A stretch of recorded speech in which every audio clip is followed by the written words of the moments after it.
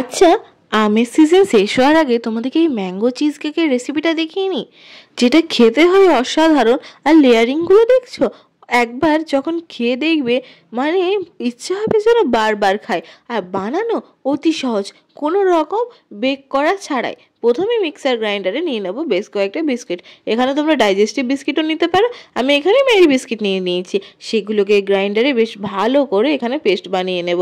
তারপরে সেই পেস্টটাকে সব থেকে প্রথমে একটু সামান্য মেল্টেড বাটার দিয়ে এখানে মাখিয়ে নেব। তারপরে একে একে এখানে আমরা একটা এরকম টিফিন কৌটোর মধ্যে দিয়ে দেবো। ট্রান্সপারেন্ট টিফিন কৌটোতে দিলে কি হয়, বেশ দেখতে ভালো লাগে। আর গ্লাস জারে দিলে তো বলারই নেই, অসম্ভব সুন্দর লাগে। তারপরে এরকমভাবে ঠিক ভালো করে প্রেস করে নেব।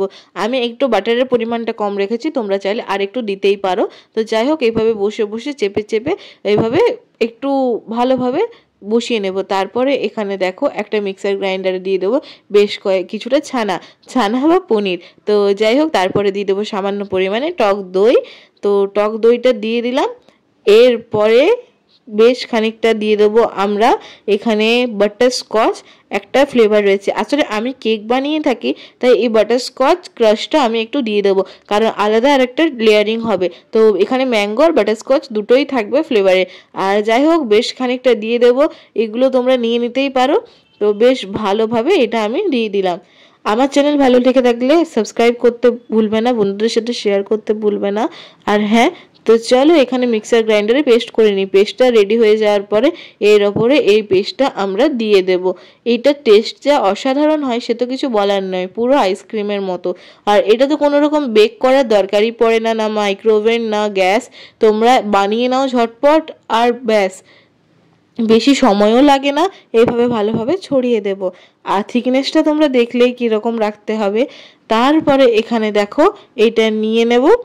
আর এরপরে আমরা এর মধ্যে দিয়ে দেবো বেশ কিছুটা চকো চিপস। চকো চিপস বলতে এই ছোট ছোট যে চিপসগুলো হয় সেইগুলো দিয়ে দেবো। এগুলো কিন্তু অসাধারণ লাগে খেতে, একটু একটু মুখের মাঝে মাঝে দানা পড়লে বেশ ভালো লাগে। তো যাই হোক, চকো চিপসগুলো ভালো করে স্প্রেড করে দিলাম। চারিদিকে ভরে ভরে চকো চিপস দেবে। এইটাতে কোনো রকম কিপটেমি চলবে না, চকো চিপস মুখে লাগলে সত্যিই ভালো লাগবে। তারপরে এটাকে আমরা ডিপ ফ্রিজে রেখে কিছুক্ষণ পরে এর মধ্যে দিয়ে দেবো যে আমের পাল্পটা, যেটা আমরা রেডি করেছিলাম সেটা এর ওপরে দিয়ে দেবো। ভালোভাবে চারিদিকে ছড়িয়ে দেবো।